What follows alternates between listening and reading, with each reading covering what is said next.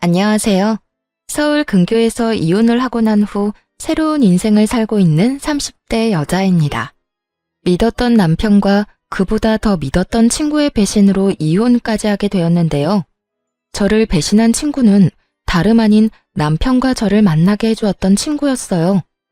남편은 그 친구의 회사 동료였는데 어느 날 친구가 좋은 사람이 있다며 한번 만나보라고 하더군요. 친구야, 소개팅 할래? 우리 회사에 정말 괜찮은 사람이 있거든. 뭐 하나 빠지는 게 없는 남자야. 그러니까 한번 만나봐. 소개팅? 그렇게 좋은 사람이면 네가 만나보지 그래. 에이, 나보단 네가 더 잘 어울릴 것 같아서 그러지. 그러지 말고 한번 만나봐. 한번 만나보고 별로면 안 만나면 되잖아. 응? 친구는 부담 없이 만나보라며 저를 설득했고 전 친구의 말대로 부담감 없이 남편을 만나보게 되었죠. 그렇게 만난 남편은 친구의 말대로 정말 괜찮은 남자였어요. 다정하고 밝은 모습의 남편에게 호감이 갔고 남편 역시 저에게 호감을 보이며 연애부터 결혼까지 막힘없이 진행되었죠.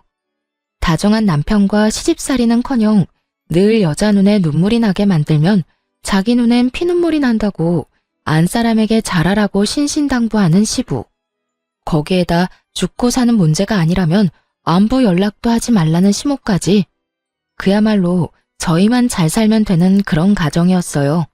그랬기에 저희는 신혼 초에도 그 흔한 말싸움 한 번도 한 적이 없었는데 시댁 문제가 없던 것도 있긴 했지만 그보다는 워낙 저와 남편의 생활 스타일이 비슷하기도 했고 남편이 저 못지않게 깔끔한 편이라 굳이 제가 입댈 것이 없기도 했어요. 저희는 평일엔 서로 바쁘게 직장 생활에 집중하고 주말엔 온전히 부부만의 생활을 보내곤 했죠. 그렇게 더할 나위 없이 만족스러운 결혼 생활을 하고 있었는데 어느 날부턴가 남편의 퇴근 시간이 점점 늦어지기 시작하더군요. 평일에 하루 이틀 늦는 것이야 회사 일이 바쁜가 보다 하고 넘길 수 있었지만 주말까지 출근해 늦은 시간에나 집으로 돌아오니 아무래도 이상한 생각이 들기 시작하더군요. 생각에 꼬리에 꼬리를 물기 시작하니 그 생각은 끝도 없이 상상의 나래를 펼치게 되더라고요. 이런 나쁜 상상은 결코 이루을 것이 없다고 생각한 저는 결국 남편을 소개해 주었던 친구에게 직접 연락을 하게 되었죠. 혜민아, 요즘 회사 일 많이 바빠? 응? 갑자기 회사 일은 왜? 그게 요즘 우리 남편이 계속 늦어져서 평일엔 그러려니 하는데 주말까지 회사 출근해서 늦어지니까 아무래도 걱정도 되고 이상한 생각도 막 하게 되는 거 있지? 그래서 너한테 이렇게 물어보는 거야. 어머, 그랬어? 생각해보니 그럴 수도 있겠네. 그런데 그런 걱정하지 마. 요즘 바빠서 정신 없긴 해. 그래? 주말에 출근하는 것도 맞지? 바쁜 거 맞는 거지? 요즘 바빠. 회사 일이 좀 생겨서 네 남편만 출근하는 게 아니고 나도 출근했어. 주말에 이게 무슨 짓인가 몰라? 하여튼 일하는 거 맞으니까 걱정하지 마. 친구는 본인 역시 주말에 출근했다며 걱정하지 말라는 말과 함께 전화를 끊었고 전화를 끊고 난 후 얼마 지나지 않아 남편이 일하는 모습을 찍은 사진까지 보내주더군요. 그 사진을 보고 나니 안심이 되며 제가 괜한 오해를 했다는 생각에 괜스레 남편에게 미안한 마음이 들었어요. 그런 마음이 들고 나니 그 후론 남편이 수상하게 느껴져도 저도 모르게 애써 그런 기분을 누르게 되더라고요. 그렇게 저의 직감을 외면하고 있는 동안에도 남편은 여전히 평일 주말 할 것 없이 더욱 바빠져만 갔고 저 역시 그런 생활들에 적응이 되어가고 있던 어느 날이었어요. 그날은 제 생일이었는데 어디에 정신을 빼먹고 사는 것인지 제 생일이란 사실을 까맣게 잊은 듯 하더라고요. 연애 시절 내내 다른 건 몰라도 제 생일엔 보온병에 미역국을 담아 챙겨주던 남편이었는데 아무리 결혼을 하고 바쁘다고 한들 생일에 대한 언급 한 번 없다는 사실이 섭섭하게 다가오는 것은 어쩔 수 없더군요. 그날 아침 결국 남편은 아침 밥상을 차려주기는커녕 제가 차린 아침밥도 먹지 않고 출근을 해버렸고 바빠서 그렇겠지라며 아무리 위안을 삼아보려고 해도 서운한 마음은 쉽사리 가라앉지 않았어요. 그렇게 싱숭생숭한 마음으로 점심시간을 맞이하게 되었고, 점심을 다 먹고 쉬고 있으니 친구에게 연락이 오더라고요. 생일 축하해, 유진아. 고마워. 역시 친구가 최고네. 매년 이렇게 잊지 않고 연락하고 말이야. 당연하지. 잊을래야 잊을 수가 없지. 오늘 아침에 미역국은 먹었어? 네 남편이 올해도 당연히 미역국은 끓여줬지? 연애 시절부터 저희 부부를 지켜봤던 친구는 당연하다는 듯 미역국을 먹었냐고 물어왔고, 전 그 순간 실망한 목소리를 감추지 못한 채 하소연을 하게 되었어요. 미역국은 무슨? 아침밥도 같이 못 먹었어. 회사 일에 정신이 다 팔려버렸는지 내 생일인 것도 기억 못하는 것 같더라니까. 바빠서 그럴 거라고 하고 생각은 하는데 섭섭한 건 어쩔 수가 없네. 그래? 난 당연히 챙겨줬을 거라 생각했는데. 사실은 며칠 전에 네 남편이 휴대전화로 여자 목걸이를 신중히 고르는 걸 봤거든. 아, 저녁에 파티해주려고 하는가 보다. 정말? 목걸이를? 그래. 그러니까 너무 나쁘게 생각하지 말고 조금만 기다려봐. 그래야겠다. 그깟 선물이 뭐라고 또 마음이 풀리네. 으이구, 다 그렇지 뭐. 일단 끊고 기다려봐. 친구의 전화를 끊고 전 섭섭했던 마음이 풀리며 괜한 기대를 품게 되더라고요. 남편이 친구의 말처럼 여자 목걸이를 고르고 샀다면 그건 제 것이라 확신했기 때문이었어요. 전 기대감에 부풀어 퇴근 후 집에서 남편을 기다렸고, 하염없이 기다리고 또 기다려도 남편은 연락을 하지도 받지도 않고 집에도 오지 않더라고요. 그렇게 남편을 기다리던 저도 모르는 사이 잠이 들었고, 깜짝 놀라 잠에서 깨어나 보니 아침이더군요. 언제 들어온 줄도 알 수 없는 남편의 씻는 소리가 들려오고, 그 순간 짜증이 확 치솟아 올랐어요. 그래서 씻고 나오는 남편을 향해 추궁 아닌 추궁의 말을 하게 되었죠. 도대체 언제 들어온 거야? 전화는 왜 안 받아? 그렇게 늦을 거면 전화라도 해주던가. 전화할 상황이 안 되면 오는 전화라도 받아주던가. 기다리는 사람은 생각도 안 해? 그때까지도 제 생일이었다는 사실을 꿈에도 몰랐던 남편은 일을 하다 보면 늦을 수도 있는 일이지 뭐 이렇게까지 화를 내냐는 반응으로 답하기 시작했어요. 3시쯤 들어왔는데 내가 놀다가 늦은 것도 아니고 바빠서 늦은 건데 그게 이렇게까지 화낼 일이야? 3시에 들어온 것도 회사에서 일하다가 나도 모르게 졸아서 그때 들어오게 된 거야. 내가 오죽 피곤했으면 회사에서 일하다가 잠이 들었겠냐고. 바쁜 거 뻔히 아는 사람이 꼭 이렇게까지 몰아붙여야겠어? 아무리 바쁘다고 해도 마누라 생일에도 늦는 건 정말 너무하는 거 아니야? 그리고 연락 한 통 못할 만큼 바쁘다는 게 말이나 돼? 당신이 나한테 전화 한 통 할 시간에 회사가 망하는 것도 아닐 거 아니야. 그제야 남편은 제 생일이란 걸 깨달은 듯 크게 당황하며 흔들리는 눈빛으로 저를 보더군요. 여보, 정말 미안해. 내가 진짜 너무 정신이 없어서 당신 생일이란 걸 잊어버렸어. 진짜 미안. 내가 진짜 왜 그랬지? 다른 것도 아니고 당신 생일을 잊다니. 미안해. 바쁘다 보면 그럴 수도 있다고 생각은 하는데 생일이랑은 상관없이 아무리 바쁘다고 한들 연락 한 통 없다는 건 너무한다고 생각해. 사실 이해도 되지 않고 말이야. 그래, 내가 생각이 짧았어. 전화할 시간에 빨리 일 끝내고 가는 게 더 나을 거라고 생각해서 정신 빼놓고 일했던 건데 미안. 내가 너무 내 생각만 하고 당신 입장에선 생각하지 않았던 것 같네. 생일 잊은 건 진짜 너무 미안해. 됐어. 매년 있는 생일. 당신이 미안하다고 하는 순간 그건 다 풀렸어. 얼른 출근 준비해. 늦겠다. 이해해줘서 고맙고 다시 한번 너무 미안해. 남편은 거듭해서 저에게 사과의 말을 건넸지만 끝끝내 목걸이는 주지 않더라고요. 그런 남편을 보며 친구가 착각을 했나 싶기도 했지만 아무래도 수상한 기분을 지울 수가 없었습니다. 그렇게 남편에 대한 의심이 커지면 커질수록 친구에게 의지할 수밖에 없는 상황이었는데 제가 불안해할 때마다 친구가 회사 일이 바쁘다, 정말 남편도 야근 중이라며 사진을 보내주곤 했기 때문이었어요. 하지만 친구의 증언에도 불구하고 전 남편이 의심스러웠고 결국 친구와 또 의논을 하게 되었죠. 잘 지내지? 일이 바빠서 안 본 지 꽤 오래된 것 같아. 그러게. 그런데 혜민아, 나 의논할 게 있는데 너 비밀 지켜줘야 한다. 당연하지. 무슨 일이길래 비밀이란 말까지 나오는 거야? 나 아무래도 우리 남편 의심스러워서 안 되겠어. 들어보니까 흥신소 같은데 의뢰도 많이 하는 것 같던데 나도 거기에 말해서 우리 남편 뒤 좀 밟아볼까 봐. 저는 조심스럽게 말을 꺼냈고 제 말에 친구는 뭘 그렇게까지 하냐며 방귀를 들고 나서더군요. 뭐? 흥신소? 뭘 그렇게까지 해. 내가 네 남편 감시도 해주고 하물며 사진까지 찍어서 보내주는데도 뭐가 불안하고 못 믿어와서 그렇게까지 하냐는 말이야. 여자 촉이란 게 있잖아.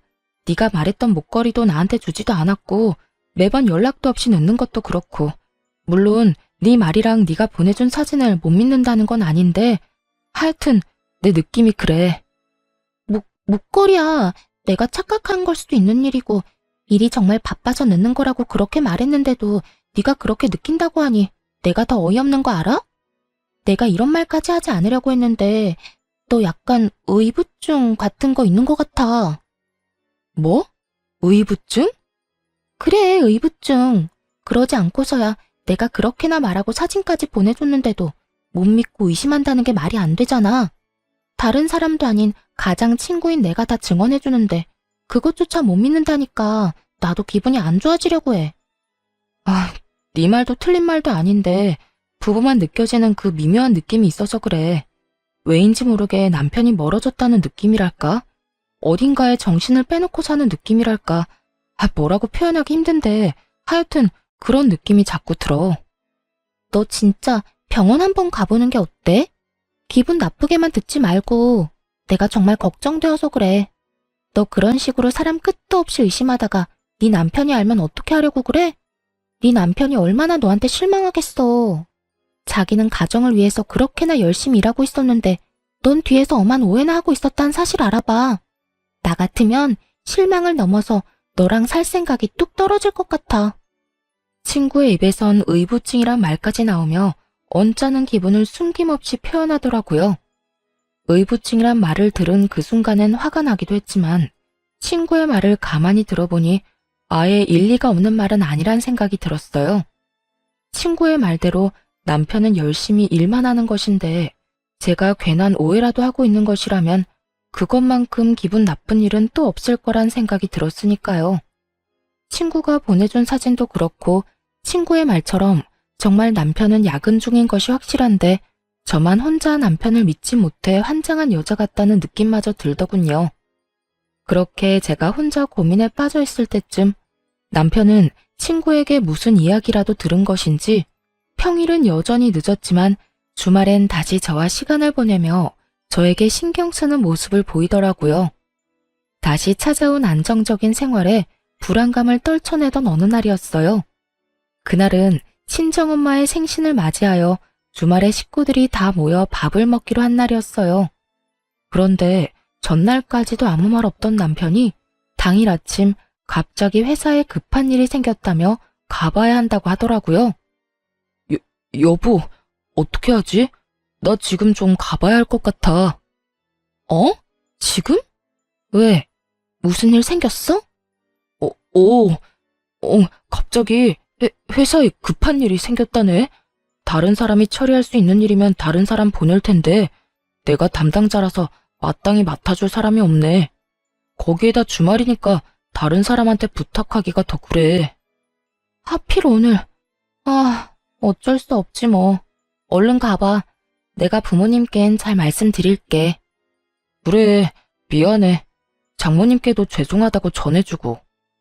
남편은 급하게 집을 나섰고 저는 그런 남편의 모습을 보며 생각에 빠졌어요. 급한 일이 있다고 전화가 온 것도 아니었고 휴대전화를 들고 가만히 앉아있다가 갑자기 급한 일이 있다며 저렇게 뛰어나가 버리니 아무래도 이상하다 싶더라고요. 이쯤 되니 정말 제가 이상한 것인지 남편이 이상한 것인지 구분이 되지 않는 상태가 되어버렸고 저는 하는 수 없이 정말 마지막이란 생각으로 친구에게 전화를 걸었죠.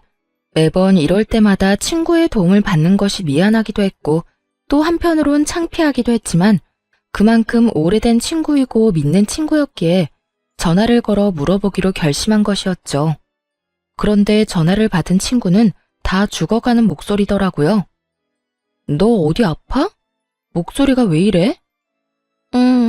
몸살인 것 같아. 열이 39도까지 올라서 떨어질 생각을 안 하네. 뭐? 39도? 열이 그렇게 심한데 그러고 있으면 어떻게 해? 너 집이지? 병원은? 조금 있다가 가려고.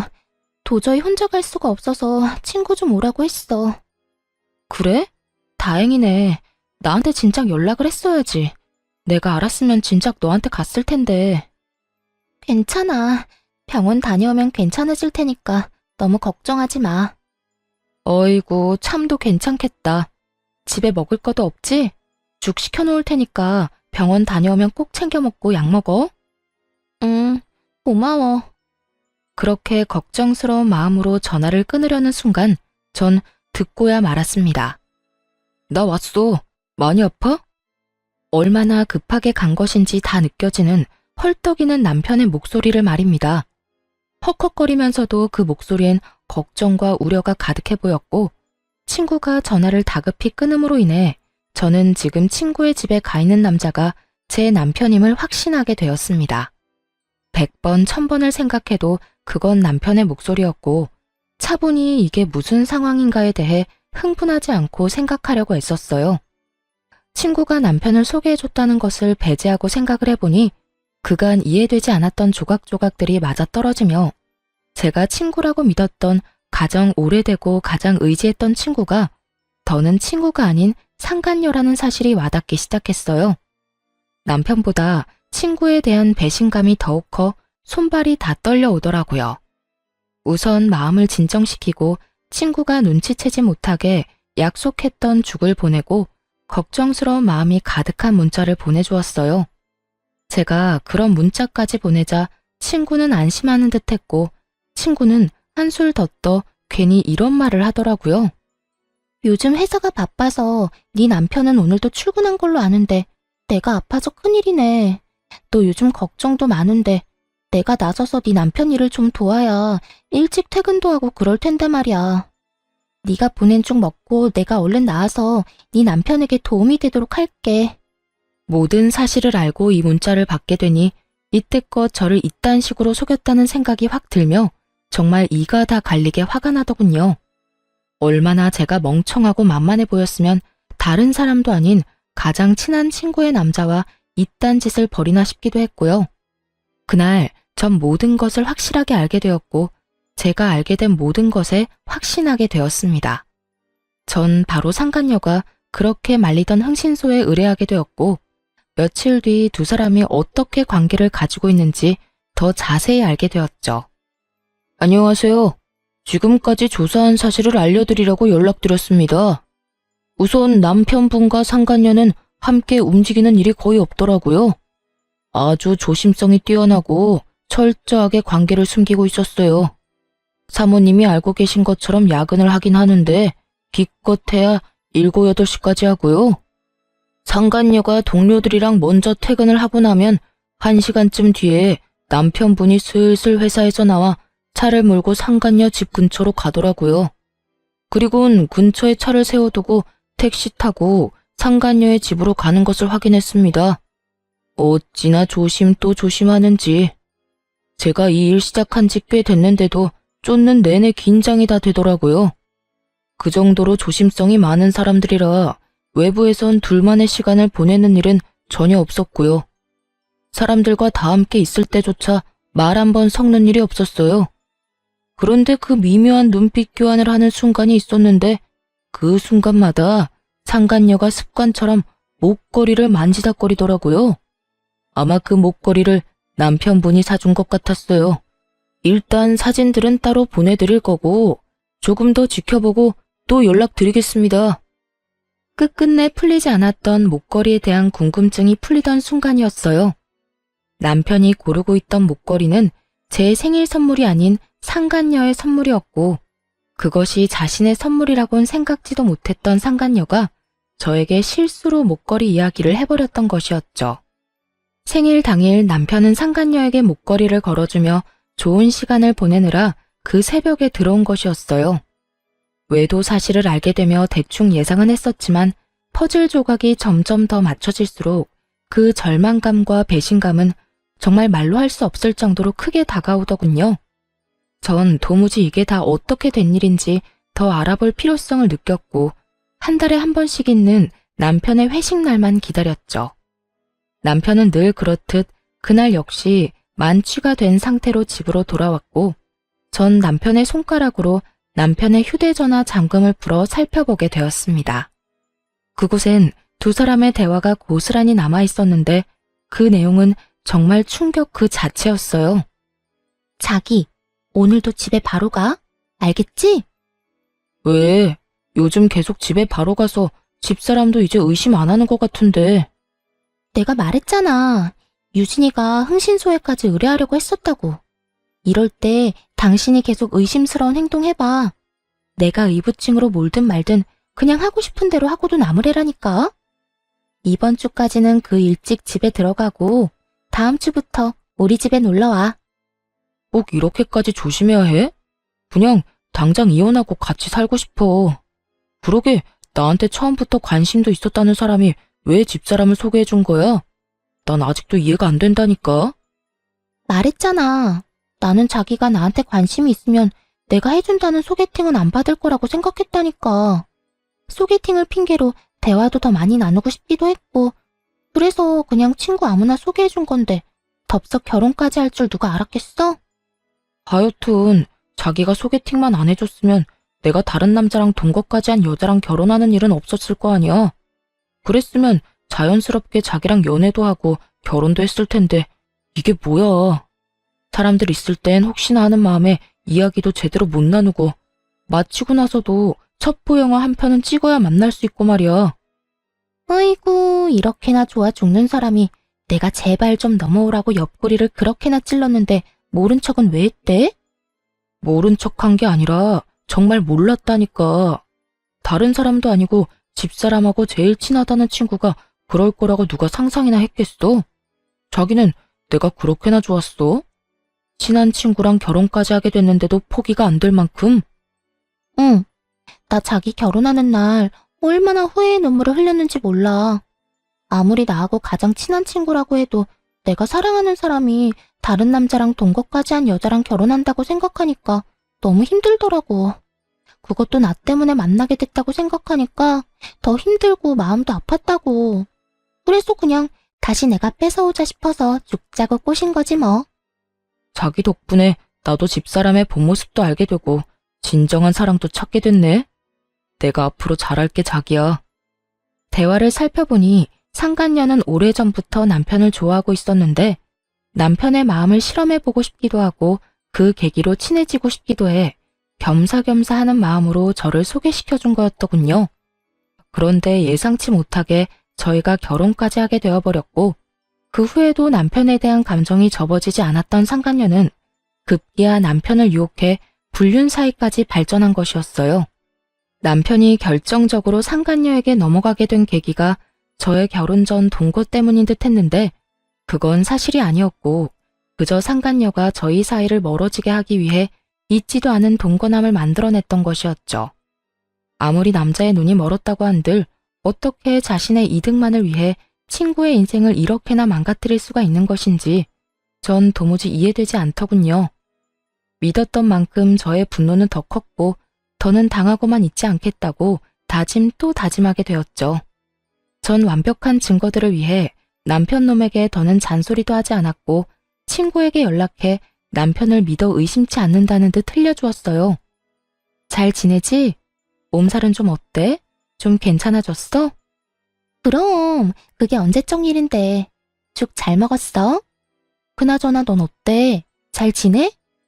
나야 잘 지내지. 네 말대로 우리 남편 더는 의심 안 하려고 노력하고 좋은 시선으로 보면서 이해하려고 노력하니까 나도 마음이 한결 편해지는 거 있지? 그래서 그런지 부부 사이도 더 좋아진 것 같기도 하고 말이야. 다 혜민이 네 덕이야. 네 덕에 나 요즘 너무 행복해. 참 고맙다 정말. 그래. 네가 행복하다니 나도 행복하네. 어찌되었든 남편이랑 좋아졌다니 정말 다행이다. 그나저나 우린 언제 보니? 곧 보게 되겠지. 정 안 되면 내가 조만간 남편 회사로 한번 찾아갈게. 그때 볼 수 있으면 보자. 이러한 제 작전이 통한 것인지 며칠 지나지 않아 남편 놈이 출장이 잡혔다며 알려오더군요.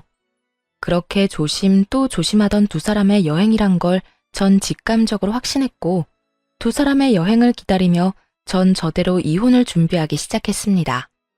나름대로 바쁜 시간을 보내다 보니 남편은 출장을 간다며 여행길에 나섰고 전 바로 그날 상간녀와 결혼 이야기가 오가고 있는 남자를 불렀어요.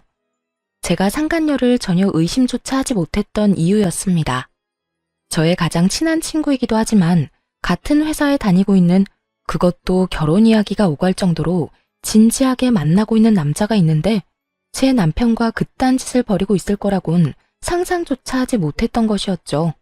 심지어 그 남자는 회사 내에서도 능력이 좋아 많은 여자들이 노리고 있다고 들은 적이 있는 남자였기에 정말 확실하게 결혼할 남자가 맞는 것인지 확인이 필요하기도 했고 정말 맞다면 모든 사실을 알릴 필요가 있다고 생각했어요. 우선 전 제 소개를 하며 상간녀와의 관계에 대해서 물었고 두 사람의 관계는 제 생각보다 더 진전이 된 사이더군요. 저희는 이제 상견례만 앞두고 있습니다만 혜민이 친구분께서 굳이 저한테 왜 이런 걸 물으시는지 좀 궁금하네요. 아, 죄송해요. 저도 상황이 워낙 경황이 없어서 무례를 저질렀네요. 다름이 아니라 혜민이가 제 남편이랑 만나고 있더라고요. 아무래도 아셔야 할 것 같아서 이렇게 만나 뵙자고 했어요. 이 사실을 말씀드리기 전에 사실 확인이 필요해서 그렇게 여쭤본 거고요. 이런 이야기일수록 빙빙 돌릴 필요가 없다고 생각한 저는 바로 본론을 말해버렸고 남자는 믿기지 않는 현실에 한동안 멍하니 저를 보더니 무거운 입을 떼더라고요. 그러니까 혜민이가 지금 유부남을 만나고 있다는 말씀인가요? 그것도 친구 남편을요? 아니, 제가 지금 헷갈리고 있는가 싶어서 여쭤보는 건데 혜민이랑 가장 친한 친구가 유진 씨 아니신가요? 네, 맞아요. 제가 그 혜민이랑 가장 친한 친구라고 생각했던 박유진입니다. 호진 씨도 지금 믿기지 않겠지만 저 역시 처음엔 믿기지 않았어요. 동시에 제가 모았던 증거들을 남자에게 보여주었고 남자는 한참을 그 사진들과 대화 내용들을 살펴보더라고요.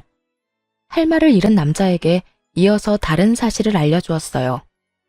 혜민이 2박 3일 동안 어디 간다고 하지 않던가요? 네, 친구분 중에 다은 씨랑 여행 간다고 했어요. 아, 다은이요? 저도 잘 알죠. 그런데 해외에 살고 있는 다은이랑 무슨 여행을 어떻게 간다는 걸까요?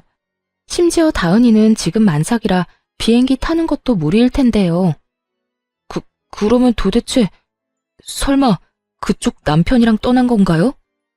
네, 제 남편은 회사에서 급하게 출장을 간다고 하더라고요. 공교롭게다 2박 3일 동안 말이죠. 우연이라 하기엔 너무 맞아떨어지지 않나요? 그제야 남자의 눈빛이 거침없이 흔들리기 시작하더군요. 그 흔들리는 눈빛의 의미는 그제야 제 말을 믿는다는 뜻과 다름이 없었고 저희는 복수라는 배를 함께 타기로 했습니다. 그렇게 저희가 복수 계획을 세우는 사이 남편과 상간녀는 가짜 출장, 가짜 여행에서 돌아왔고 흥신소에서 실시간으로 보내준 사진에는 두 사람의 행복한 모습으로 가득하더군요. 대망의 다음 날, 남편은 출근을 했고 전 점심시간 때쯤 회사로 찾아갔죠.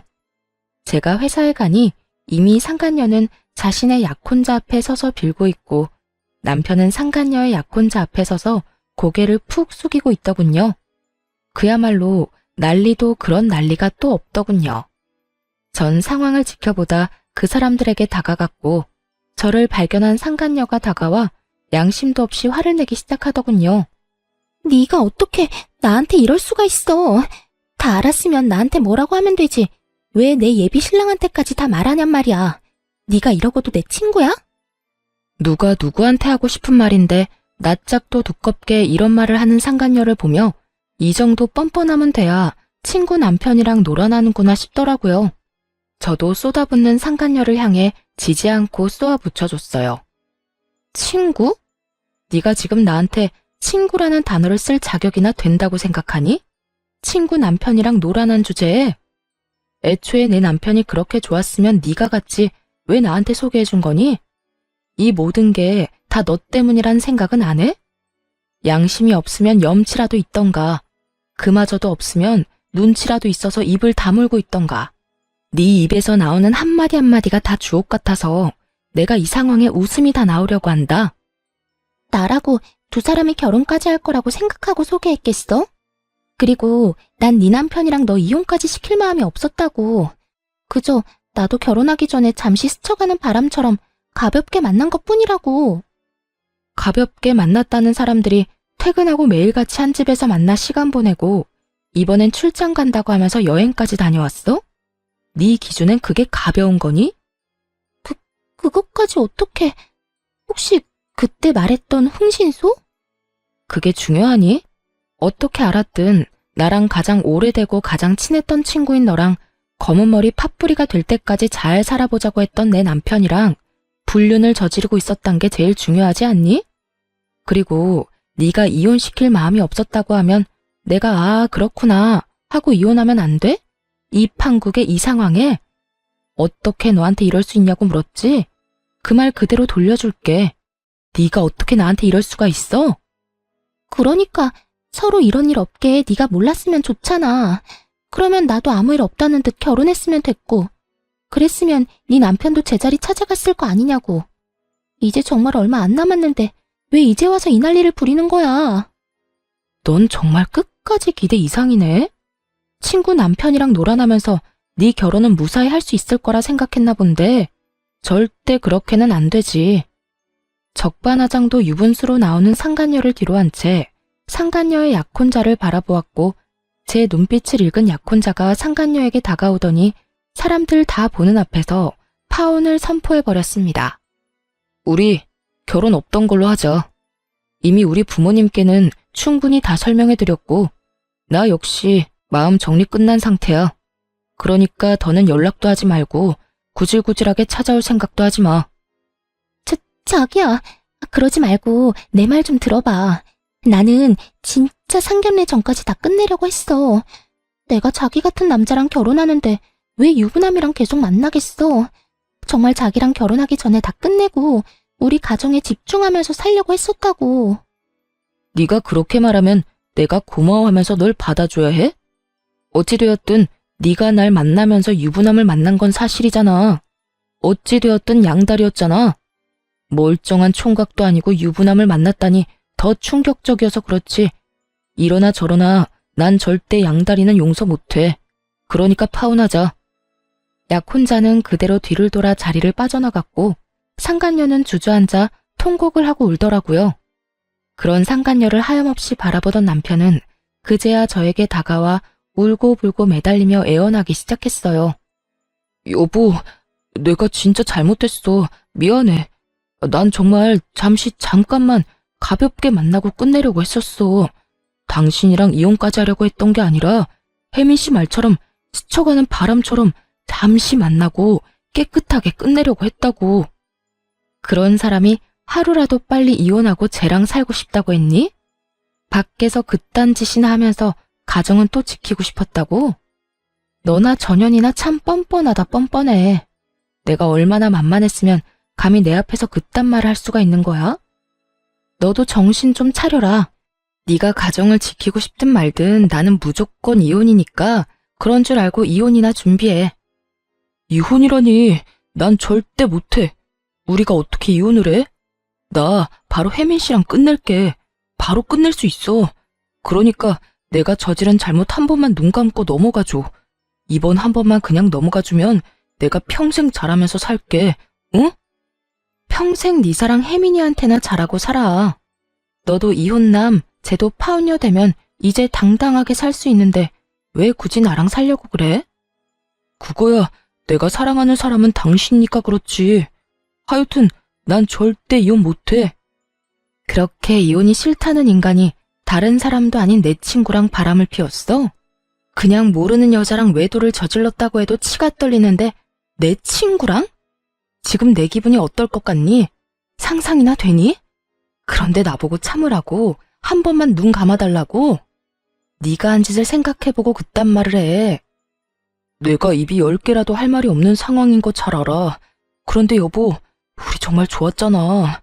우리 집에서도 당신 너무 좋아하고 나 역시 당신 없이는 못 살 정도로 당신 사랑해. 그러니까 내가 이런 상황에서도 이혼만큼은 안 된다고 이렇게 매달리는 거잖아. 당신도 이런 나 봐서라도 다시 한 번만 생각해보자, 응? 널 봐서 다른 생각이 떠올라야 잘 생각을 해보든 말든 하지. 난 당신 보면 딱 한 가지 생각밖에 안 떠올라. 우린 이혼할 거고 당신이랑 나랑은 이제 끝이야. 여보, 제발. 나 진짜 죽어. 나 당신 없으면 진짜 큰일 날 수도 있다고. 그건 당신 문제니까 당신이 알아서 하고.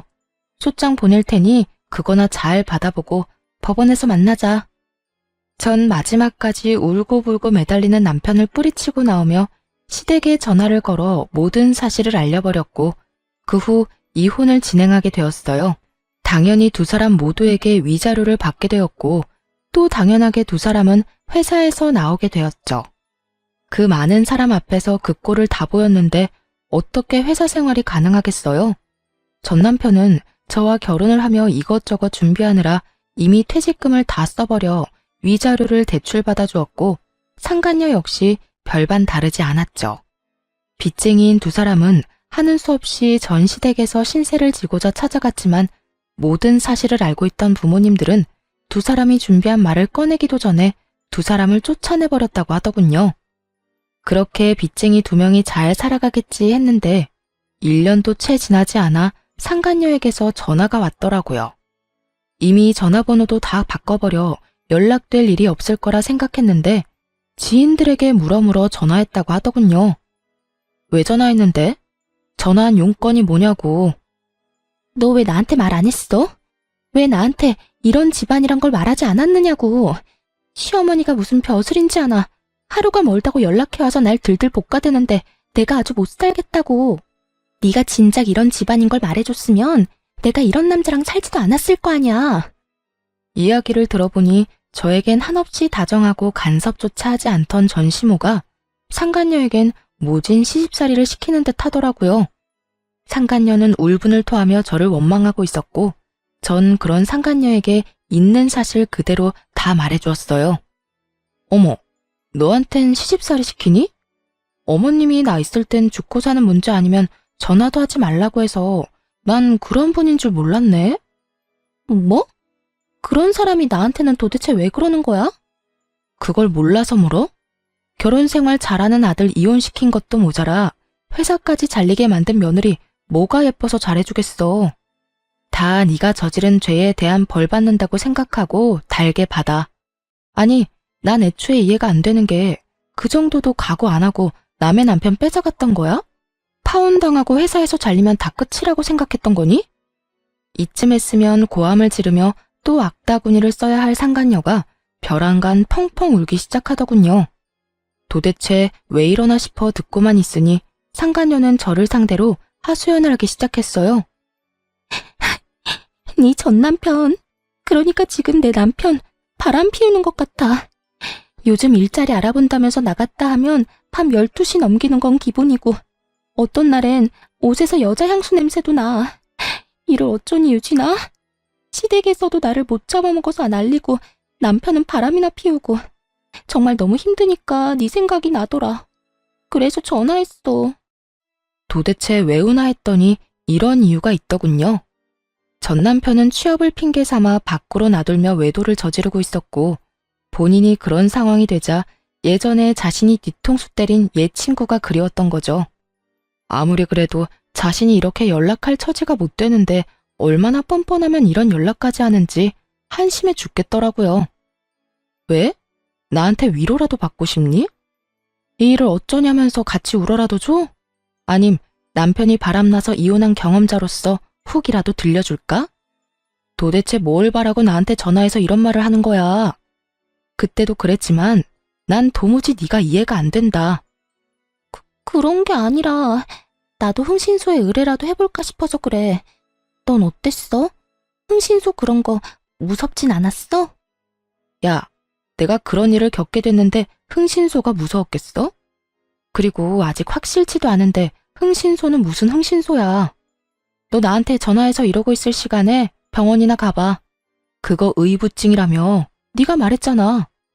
혹시나 네가 나한테 말했던 것처럼 정말 가정을 위해서 취업하려고 힘쓰고 있는데 네가 오해하는 거면 어쩌려고 그래? 너도 나처럼 이혼녀 되려고 그러니? 전 그 옛날 상간녀가 저에게 해주었던 말을 그대로 돌려주었고 상간녀는 노발대발 화를 내기 시작하더군요. 뭐? 의부증? 다른 사람은 몰라도 네가 나한테 그런 말을 하면 안 되지. 결국 그 남자가 나랑 바람 피워서 너 이혼했던 거 기억 안 나니? 기억나지? 그런데 그런 남자랑 사는 네가 나한테 전화해서 하소연하면 안 되는 건 모르니? 내 전 남편이자 네 남편이 바람을 피우는 것 같다고? 그 정도 외도면 그건 병인 것 같은데 그냥 데리고 살아라. 어쩌겠니?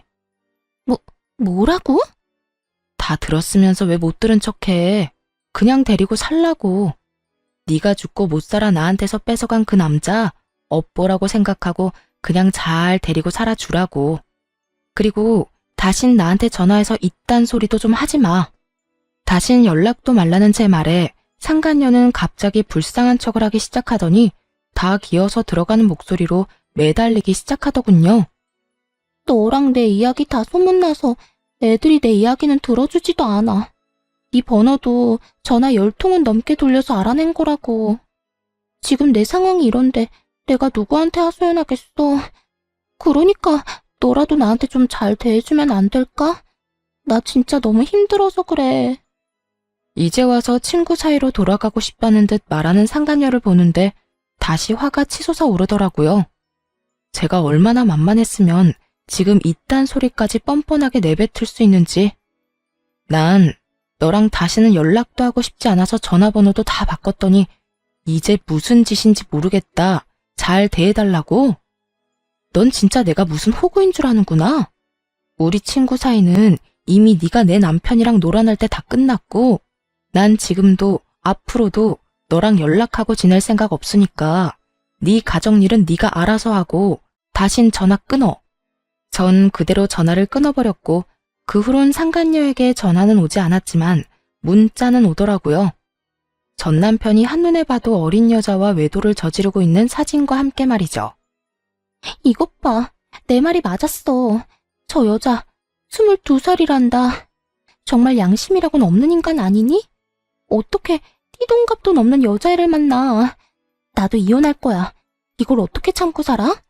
네 말대로 이놈은 병이야, 병. 외도를 이혼한 놈이 재혼해서 또 외도를 저지르다니. 이게 말이나 된다고 생각하니? 상간녀는 저에게 맞장구라도 바라는 듯 물음표 가득한 문자를 보냈고 전 아무런 대답도 하지 않았어요. 그저 전 그 문자를 마지막으로 상간녀를 차단해버렸고 그들의 결말은 보지 않아도 뻔하다고 생각했습니다. 그렇게 저와 그 지긋지긋한 인연은 끝이 났고 저는 제 생활을 잘하며 잘 지내고 있어요. 이혼하고 난 후 처음엔 믿었던 친구와 사랑했던 남자의 배신이 힘들기도 했고 울기도 많이 울었는데 이젠 많이 안정된 상태랍니다. 주변도 많이 둘러보게 되었고 제 곁을 지켜주는 사람들에게 감사한 마음을 느끼고 좋은 시간을 보내고 있어요. 주말엔 산에 가기도 하고 자전거를 타고 라이딩을 하기도 해요. 아무래도 몸을 움직이는 게 잡생각 있는 데는 제일 탁월한 것 같아 시작한 것들인데 하다 보니 저에게 잘 맞는 것 같아 취미생활로 자리를 잡아버렸네요. 그것 말고도 좋아하던 그림도 다시 그리고 있어요. 심리적으로도 많이 안정되고 여러모로 좋아 한동안은 계속할 예정이에요. 요즘엔 좋은 사람도 만나 연애까지는 아니지만 자주 만나 좋은 시간을 보내고 있어요. 그 사람 덕분에 많이 웃기도 하고 많이 행복한 순간이 있기도 해요.